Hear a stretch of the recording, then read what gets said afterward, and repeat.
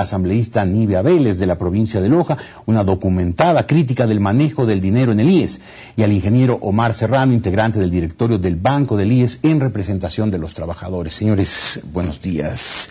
Ingeniero Serrano, hay esta preocupación. Parecería que las autoridades del IES están preocupadísimas por atender al gobierno, porque cada vez que el gobierno le pide plata, correr a darle decenas, centenas, miles de millones de dólares, y a veces no hay para atender a los jubilados, no hay medicinas, no hay aspirinas, no hay vendas, no hay mertiolate, no hay cosas básicas para quienes son los dueños de esa plata, los afiliados y los jubilados. Ingeniero Serrano, buenos días. Buenos días, señor Ortiz, un saludo a la audiencia de Teleamazonas. Quiero empezar por definir de que el tema de las inversiones y el tema del presupuesto de salud son cosas totalmente distintas. Los problemas que se pueden prestar en la gestión del IES, en la prestación de salud, no tienen que ver con las inversiones y de hecho no son ni siquiera un problema de falta de fondos, es un tema de gestión, un problema estructural que viene desde hace mucho tiempo a pesar de las evidentes mejoras que se ha logrado en los últimos años. A mí me compete como director representante de los afiliados en el Banco del IES el proceso de estructuración del banco y del plan de inversiones para el 2010 en adelante. Yo quiero informarle a usted, Jorge, y a la ciudadanía de que estamos ya a pocos días de que el Banco del IES arranque, de acuerdo a la disposición transitoria séptima de la ley del banco. Una vez aprobado el estatuto y una vez calificado y designado el gerente general del banco, hay un plazo de 30 días para que el banco inicie sus operaciones. Ese plazo ya empezó a correr desde el día 2 de julio que fue calificado el gerente general por la Superintendencia de Bancos. Y quiero resaltar también de que este es un hito histórico para el país, que el gerente general de una institución de banca pública como es el Banco del IES haya sido elegido por concurso público. Eso es algo que hay que resaltar, señor Ortiz. Ingeniero Serrano, ¿y este Banco del IES sí le va a dedicar la plata a los afiliados? Porque, insisto, parecería que el IES le falta la plata para atender a los afiliados y le sobra para dársela al gobierno. El banco tiene como responsabilidad la administración y la inversión de los fondos previsionales. Todos los fondos previsionales de la Seguridad Social pasan a control del banco. Le hablo de lo que está en bonos del Estado, lo que está en títulos, obligaciones, fideicomisos, las empresas de las cuales el IES es dueño, como el Hotel Quito, la cementera Huapán, el Ingenio Azucarero del Norte, en fin, todos los recursos previsionales, que al momento, Jorge, suman aproximadamente 6.800 millones de dólares y que a fines de este año ese monto va a llegar a 7.300 millones de dólares. Eso es aproximadamente el 40% del ahorro nacional. Entonces, esta es una institución que va a tener una responsabilidad enorme ante la ciudadanía por la responsabilidad de cuidar estos dineros y de cumplir su mandato constitucional y su objeto social, que es destinarlos al sector productivo para la generación de empleo. ¿Y por qué este objeto social es tan importante, Jorge? Porque el IES, al invertir los fondos en el sector productivo, tiene una ganancia por doble vía. Primero, la ganancia que le produzca el proyecto productivo que financie, ya sea del sector público o del sector privado. Y segundo, porque por cada empleo que se genera al invertir en el sector productivo, tenemos un nuevo afiliado a la Seguridad Social. Gracias, ingeniero Serrano. ¿Qué dice usted, asambleísta Vélez? Buenos días. Bueno, yo quiero señalar que a mí me preocupa un poco, y lo he venido señalando enfáticamente, la forma como se vienen haciendo las inversiones de parte del Seguro Social. Y he dicho, jamás estoy opuesta ni estaré opuesta a que se invierta. Todo lo contrario, hay que hacer buenas inversiones para que se genere buena rentabilidad y poder mejorar, por ejemplo, las pensiones de los jubilados y jubiladas. ¿Y no son buenas las inversiones? No son buenas las inversiones, no están siendo manejadas en forma adecuada. Primero porque la mayor parte de ellas se hacen con el Estado, con un Estado que es deudor, con un Estado con el cual no ha sido posible sentarse a definir cuál es el monto real de esta deuda. Y fíjese usted que se prepara todo este proceso que viene dándose de compra de bonos, no ahora, se lo prepara desde el año 2008, cuando se firma un convenio de pago, donde entre otras cosas dice que se pagará el déficit actuarial, que es de 3.500 millones de dólares, así consta en el convenio de pago mayo del 2008, y que hasta el diciembre de ese mismo año se calcularía todo el déficit actuarial al año 2007. Se pagará las prestaciones médicas que el Seguro Social viene dando a los jubilados y jubiladas y se pagará la deuda de 880 millones de dólares. Ciertamente que se pagó la deuda histórica que hemos dicho por este manejo inadecuado se redujo a su mínima expresión. Pero de ahí para acá no ha pasado nada. no se ha aportado un solo dólar a la seguridad social por parte del Estado, no se ha pagado esta deuda, no se ha cumplido con ese compromiso. La deuda del gobierno con el IES sí ha vuelto a crecer. La deuda del gobierno con el IES ha vuelto a crecer, no se ha cumplido ese compromiso, pero ¿sabe para qué se lo firmó en el 2008? Para quitarle al Estado su calificativo de deudor y poder en aquel entonces comprar sobre 733 millones de dólares en bonos que ya se compró en el 2008.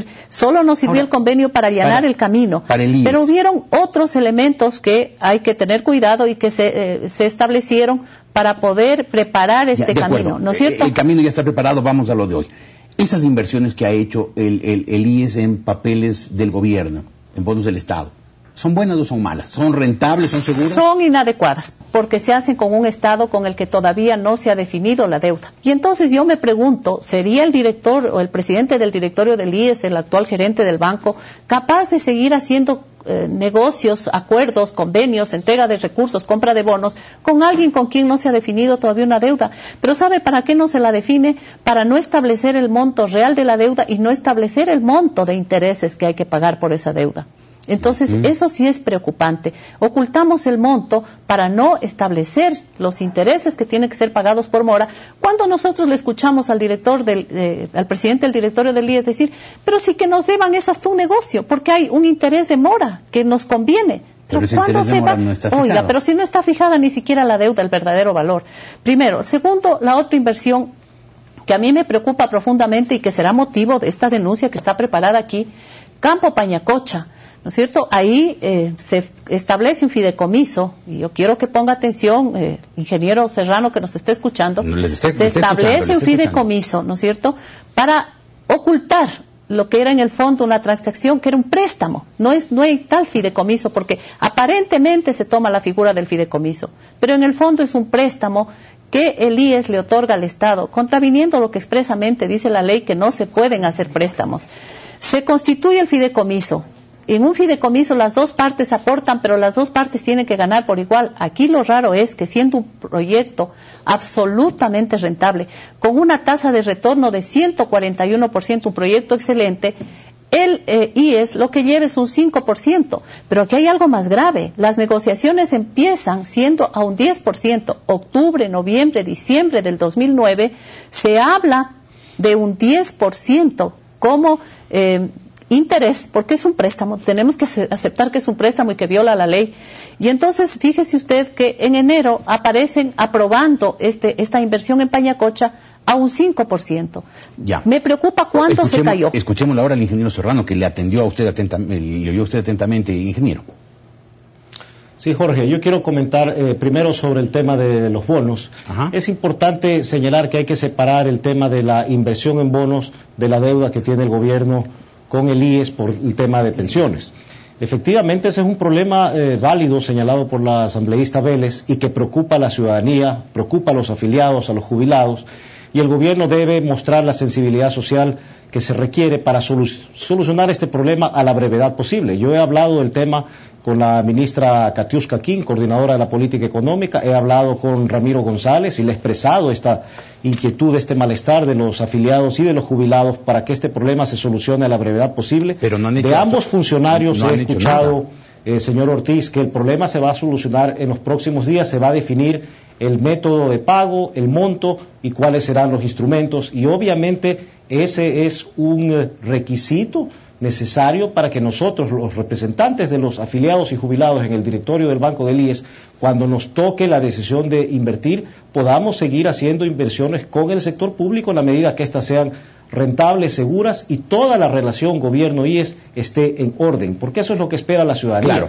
que las cosas estén en orden. No se trata de en este momento exigirle al gobierno un pago de cientos o de miles de millones de dólares, sino que por lo menos las cuentas estén claras, que exista un pago, un cronograma de orden de este tema. Asambleísta, ¿de acuerdo con lo que dice el ingeniero Serrano? Sí, yo creo que estamos claros, hay que hacer inversiones, pero hay que hacer con seguridad. Me preocupa que cuando se da el informe para la compra de los últimos bonos que se adquirió, la Comisión Técnica de Inversiones califica al sujeto de inversión, es decir, al Estado, como un sujeto con alto riesgo, ¿no?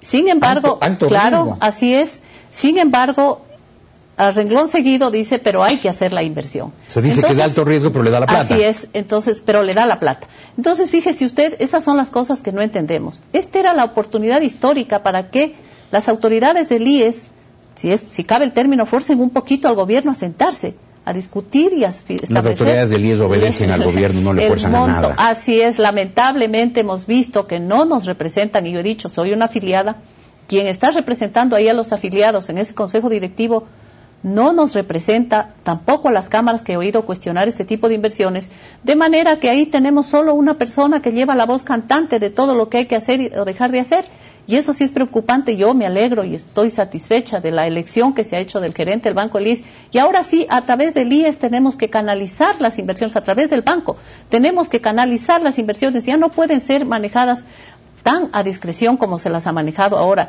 Esta lucha que han llevado jubilados, organizaciones sindicales, ha permitido que por fin el Banco del IES entre en funcionamiento y podamos tener un manejo adecuado, técnico de las inversiones, y no un manejo politiquero. Eso le quería preguntar al ingeniero Serrano. ¿Va a ser un manejo técnico? Porque hasta ahora estamos viendo que el IES en la administración actual está siendo manejado con criterio político, de quedar bien con el gobierno y no con criterio técnico. ¿Cómo va a ser manejado el Banco del IES? Jorge, el banco por su naturaleza, al ser regulado y supervisado por la Junta Bancaria, por la Superintendencia de Bancos, y en su misma ley, estatuto, su constitución, ha sido diseñado en su estructura para ser un ente técnico, con autonomía jurídica, financiera, administrativa. Entonces, definitivamente nosotros, tal como estamos estructurando el banco, su plan estratégico, su plan operativo, su plan tecnológico, el organigrama que ya ha sido aprobado también por la Superintendencia de Bancos, todo lo estamos diseñando para que este banco tenga un manejo técnico que sea orientado hacia el financiamiento del sector productivo, tanto público como privado. O sea, las decisiones se van a tomar en el directorio del banco, no en el Palacio de Gobierno. Las decisiones se tienen que tomar en el directorio, la política, la estrategia del banco tiene que definirse en el directorio, lo que hemos visto es que manda la ley. Es que lo hemos visto que en el IES las decisiones no se toman en el directorio del IES, sino en el Palacio de Gobierno. Yo no puedo opinar sobre eso, Jorge, ese es su criterio, lo respeto.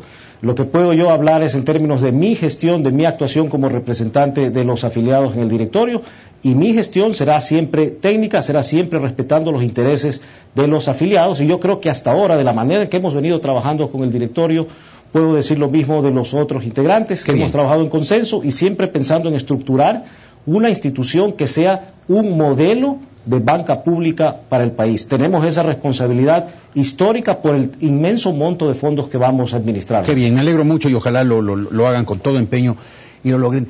Asambleísta Vélez, para terminar, ¿usted siente que las decisiones del IES se están tomando en el directorio del IES o en el Palacio de Gobierno? Bueno, yo siento que el presidente del directorio, que es quien da la cara en todos los temas, ha tomado sus decisiones bastante sesgadas en favor del Estado, del gobierno, y no del seguro del IES, a quien él representa. Perfecto, muchas gracias por haber estado aquí.